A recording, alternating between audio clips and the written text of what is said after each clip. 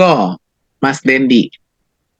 Kebetulan saya tinggal di Jepang nih, Ya, sering mengamati tentang politik yang ada di Indonesia. ya. Dan saya juga merupakan Anggota partai politik. Wih, partai apa nih? Boleh tahu? Kebetulan saya partainya ini yang kuning-kuning. Oh, kuning-kuning. Ah, udah tahu ya. Kuning-kuning kode ininya. Kuning yang kuning. Oke. Lanjut. Nah, di Indonesia itu ada yang namanya koalisi perubahan sama koalisi Indonesia Bersatu itu. dan ada juga Koalisi Indonesia Raya.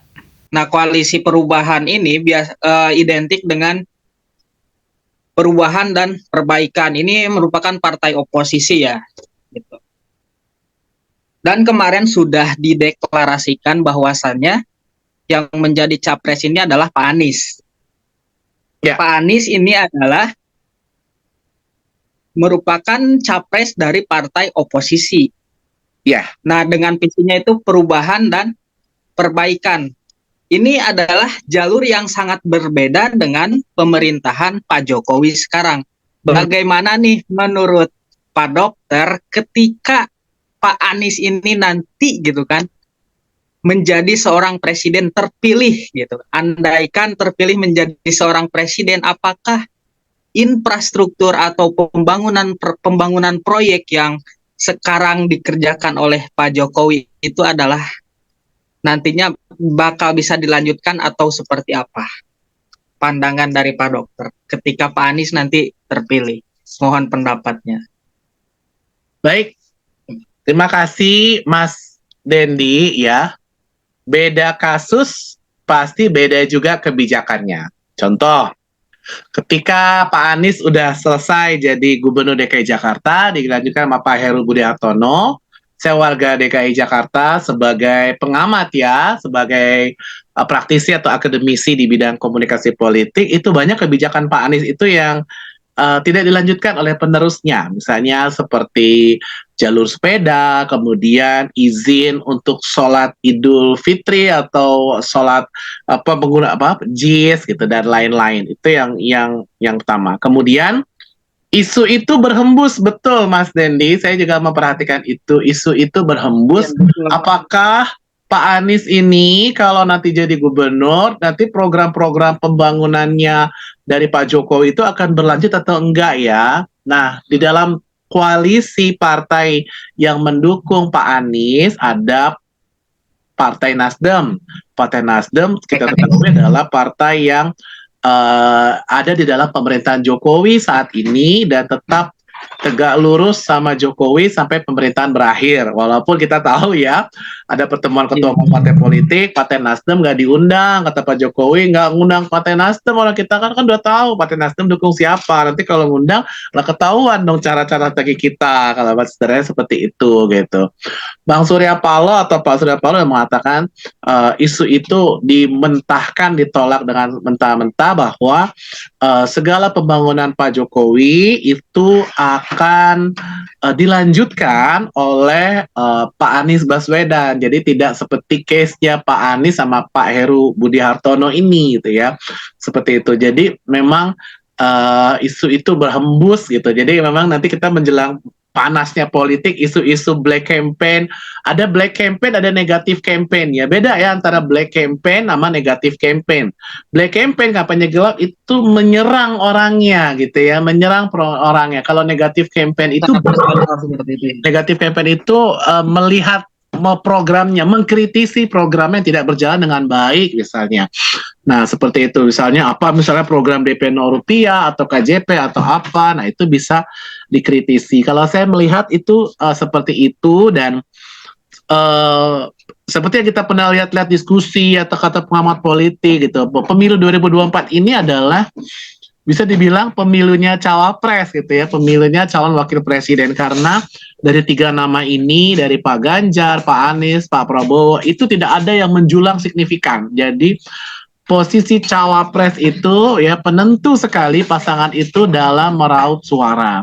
Dan kita bicara fakta politik sejak tahun pemilu 2004, pemilu langsung pertama Pak SBY terpilih sampai pemilu 2019, fakta politiknya adalah siapa yang bisa memenangkan pemilu di Jawa Tengah dan di Jawa Timur, maka sudah bisa dipastikan dia akan memenangi pemilu presiden. Dan itu terjadi tahun 2004, 2009, 2014, 2019, itu yang memenangkan Jawa Tengah, Jawa Timur dan jadi presiden saat itu gitu ya. Kayaknya ini yang jadi apa serius ya, apa case serius kalau kita bicara pemilu presiden yang hot ya saat ini, karena namanya berjuang apa berterpaut sedikit di survei A Pak Anies leading, survei B Pak Ganjar leading, survei C Pak Prabowo yang leading. Jadi dia Masih sangat dinamis seperti itu ya. masih sangat dinamis, makanya pemilu yang ini seperti beda ya, beda seperti yang Jokowi yang kemarin itu jomplang jauh, ini dinamis. Makanya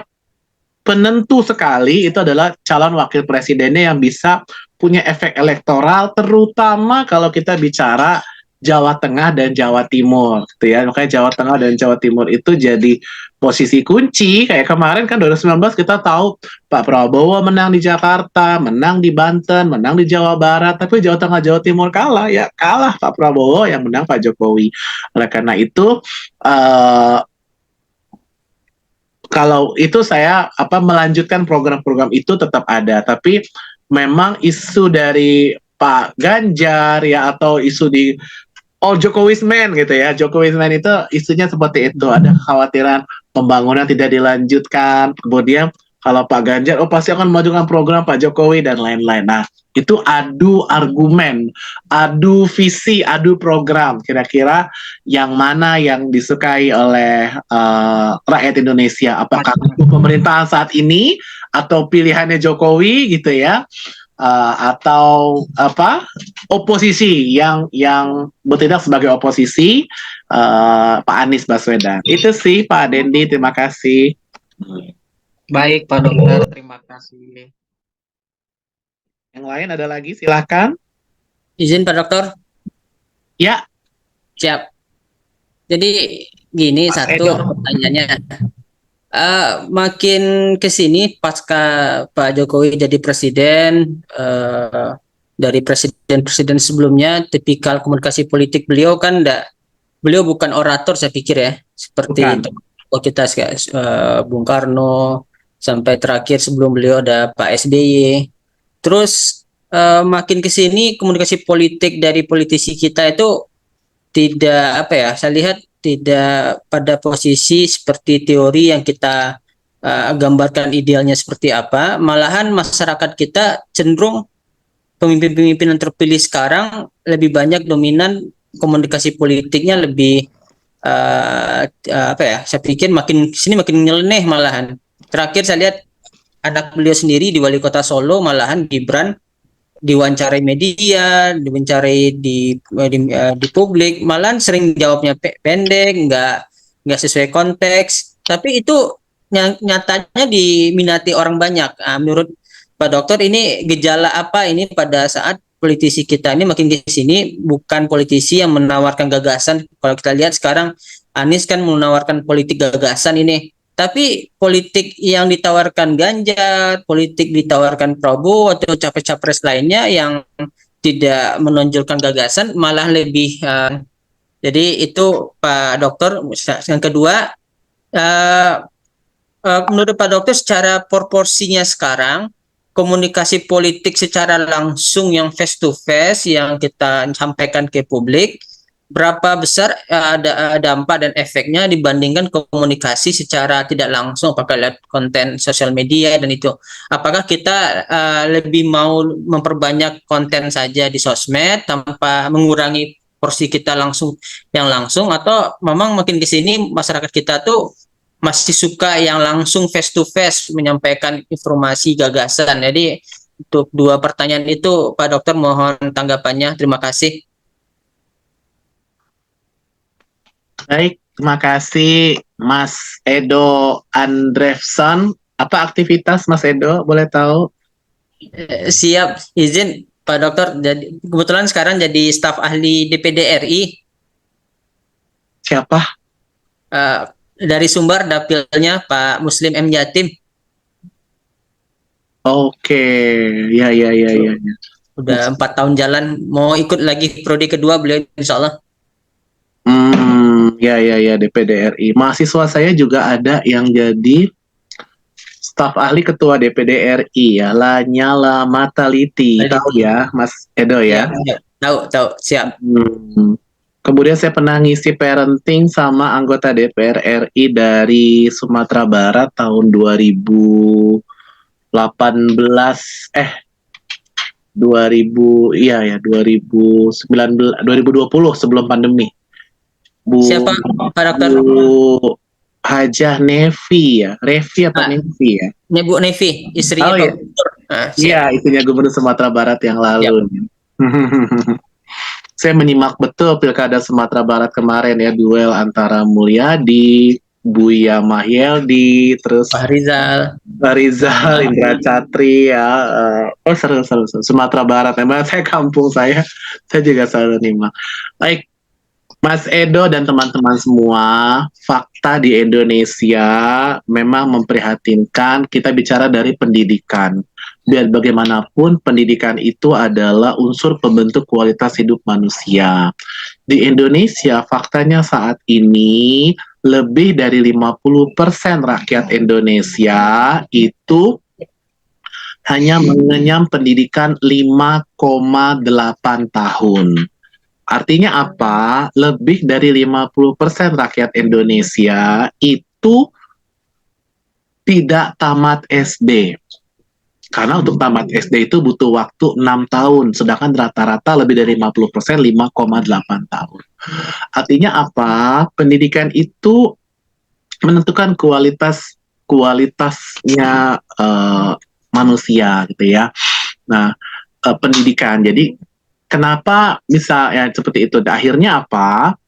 Akhirnya betul yang disampaikan Mas Edo atau yang lain, ketika orang punya retorika yang bagus seperti Pak SBY atau mungkin Pak Prabowo atau mungkin nggak mungkin, pasti ya kita udah lihat bagus Pak Anies Baswedan gitu. Ternyata itu diminati orang, tapi gaya-gaya stylenya Pak Jokowi kemudian dibantu sama sosial media, diliput sama sosial media, disampaikan itu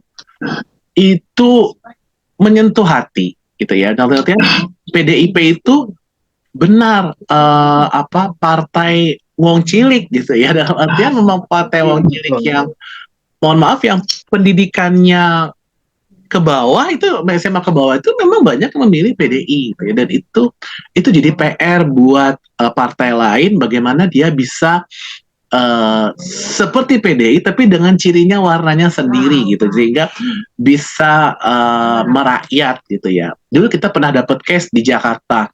Kenapa tahun 2004 bisa PKS yang menang, kemudian PDI agak sulit berkembang di Jakarta, PDI agak sulit berkembang di Jawa Barat, apalagi di tempatnya Mas Edo di Sumatera Barat itu ya sangat sulit sekali PDI berkembang di sana gitu. Maka saya melihatnya itu ya kultur sederhana yang versi dalam tanda kutip sederhananya Pak Jokowi ini dianggap anti mainstream. Gaya ngomongnya kita kan ngerti semua ya, gaya ngomongnya Pak Jokowi, gaya ngomongnya anaknya gitu ya, kemudian dinamikanya mungkin kemarin dapat berita ya anaknya Kaisang apa Gibran pakai baju Prabowo misalnya kan, kemudian mungkin Kaisang ya yang di podcastnya itu. Iya gitu kan. Seperti itu. Ternyata kesederhanaannya itu yang disukai dalam tanda kutip banyak orang ya. Dan tadi kita akan sampaikan ya peta demografi masyarakat kita tuh seperti itu. Dan kalau kita baca di KPK tentu teman-teman juga paham dan sepakat ya, kita tahu partai mana sih yang paling banyak korupsi di Indonesia. Nah itu akan terlihat di situ. Nah kok itu tidak mempengaruhi gitu ya, orang udah tahu partai itu banyak korupsi kok nggak masih pilih dia gitu kan.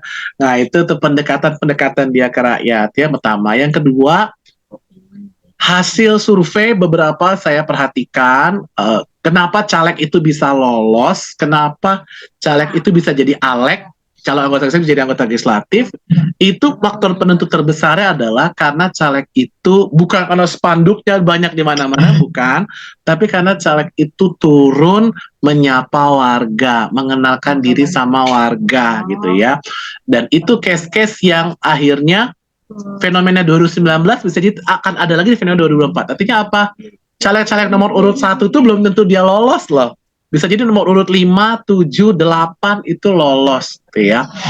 Kayak saya nih, tinggal di Japil Jakarta Timur, saya memperhatikan ada caleg PDIP namanya kemarin 2019 namanya Wiryati Sukamdani. Itu masih grupnya keluarga Sahid ya, tempat kuliah saya. Itu nggak lolos Wiryati Sukamdani, padahal dia petahana.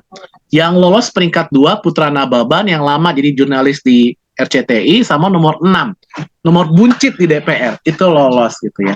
Nah, hal seperti itu jadi perhatian bahwa caleg itu atau kita sebagai orang tuh harus turun, ada acara apa turun ya, berbaur, mengenalkan diri kepada orang, mengenalkan wajah, mengenalkan nama, walaupun nanti pas pemilihan nggak ada wajah, nggak ada foto, karena nama doang gitu ya. Nah itu yang harus disampaikan di situ. Kemudian selain kita tatap muka offline, kita juga belajar keberhasilan Barack Obama, keberhasilan penerus Barack Obama, siapa namanya tuh yang kontroversial, nah itu presiden itu tuh Donald Trump ya. Sosial media, Facebook, menyapa gitu ya, populer gitu kan, kayak populer gitu. Jadi kayak Ridwan Kamil kan memang jauh sebelum dia jadi wali kota Bandung, memang dia arsitek internasional yang sudah aktif bermain Twitter gitu ya. Jadi dia menyapa warga melalui Twitter gitu. Jadi yang mendukung Ridwan Kamil itu juga bukan orang Jawa Barat aja, bukan orang Barat, tapi banyak yang mana dari luar provinsi itu. Wajarlah dia saat ini jadi salah satu kandidat calon wakil presiden, dan kemudian keputusan beliau masuk ke Partai Kuning ya Mas Dendi gitu ya. Itu ya, betul, baru kemarin masuk Ridwan Kamil. Iya, pasti itu menimbulkan pro dan kontra ketika Kang Emil masuk Partai Kuning. Di sisi lain, banyak yang mendukung ya, terutama keluarga Partai Kuning pastinya ya, mendukung Ridwan Kamil masuk Partai Kuning. Di sisi lain, banyak yang menyedihkan kenapa Kang Emil, ya jadi Kang Emil aja profesional gitu. Kayak saya mirip seperti Sandiaga Uno kemarin gitu kan. Nah, seperti itu. Nah, di situ kita bisa belajar bahwa offline dan online itu harus bersatu, harus dilakukan karena kita tuh nggak jauh dari WhatsApp, kita harus ke branding diri kita, sosial media kita. Kalau orang kenal kita tuh top of mind-nya apa, banyak jualannya atau banyak manfaatnya gitu. Makanya dibangun branding itu, kayak saya bangun branding, saya sebar flyer, sebar konten YouTube gitu ya. Kemudian kemudian sebar artikel penelitian, publikasi pemberitaan gitu. Nah, sebar jualan ada sih jualan training, tapi lebih banyak itunya porsinya, sehingga orang akan top of mind kita tuh banyak manfaat. Nah, makanya dengan turun dia ke lapangan, nggak hanya sebar spanduk, sebar flyer, tapi dia turun ke lapangan, menghadiri acara warga, apa bakti sosial atau tasakuran atau apa di dapil dia, daerah pemilihan dia. Nah, itu akan sangat penting sekali, apalagi kalau kan kita punya case juga caleg tapi dapilnya nggak di situ, rumahnya nggak di situ, wah itu lebih ekstra lagi gitu ya. Tapi kalau rumahnya di dapil itu ya itu kan jadi enak gitu ya. Mas Edo ya, terima kasih Pak Dokter. Baik, jadi lebih yang ke membangun urut 1 tuh jangan senang dulu ya, bisa disalip sama nomor urut 6 gitu ya. Kayak di dapil Jakarta Barat, Jakarta Utara, saya lihat case ada Bu Miriam Ningsih tahun 2019 caleg DPR RI nomor urut 1, tapi nomor urut 2 Adang Daru Jatun lolos lagi, yang menang nomor urut 2. Nah, itu case-case begitu tuh bisa terjadi di pemilihan umum legislatif karena sistemnya terbuka. Ajuan judicial review Mahkamah Konstitusi tertutup kan belum putus ya, sama putus berarti kita masih terbuka. Seperti itu. Baik, itu ya. Siapa tadi, Mas Dendi apa Mas Edo ya? Ada lagi yang lain silakan. Partai Perindo punya media. MNC itu media terbesar se-Asia Tenggara, tapi suaranya nggak signifikan. ya. Sekarang Perindo berusaha menggait TGB jadi ketua harian. Jadi nuansa religius Islaminya dalam tanda kutip akan kelihatan karena kita tahu Pak Haritano bukan Muslim ya gitu, seperti itu. Tapi teori punya media menang enggak juga, Perindo enggak begitu. Lalu kita lihat Pilgub DKI Jakarta. Itu yang paling banyak hartanya itu AHY Pok Silvi waktu itu. Kedua baru Basuki siapa Jarot ya, ketiga baru Anies. Ternyata yang logistiknya banyak, hartanya banyak, duitnya banyak, sebuah spanduk banyak, sebuah sembako di mana-mana, nggak juga menang gitu ya. Karena orang ada juga ya kita lihat arah politik partai kuningnya Mas Dendi ya teman-teman ya. Oke. Ada beritanya partai kuningnya Mas Dendi nih, Kang Deddy Mulyadi mengundurkan diri katanya ya, bukan karena Ridwan Iya Kamil. betul. Itu berita yang lagi hot. Iya. Ini saya senang banget Mas Deddy, ibu mertua saya sangat senang YouTube-nya Kang Deddy. Betul. Kebetulan saya sendiri juga mengikuti YouTube-nya Pak Deddy, itu memang benar-benar ini ya, untuk kehidupannya itu benar-benar merakyat sekali gitu. Bahkan mencontohkan bahwasannya Pak Haji Dedi itu sekarang menjadi anggota DPR RI, itu mencerminkan sekali gitu. Jadi yang diharapkan masyarakat itu bahwa anggota dewan itu seperti itulah gitu yang diharapkan itu.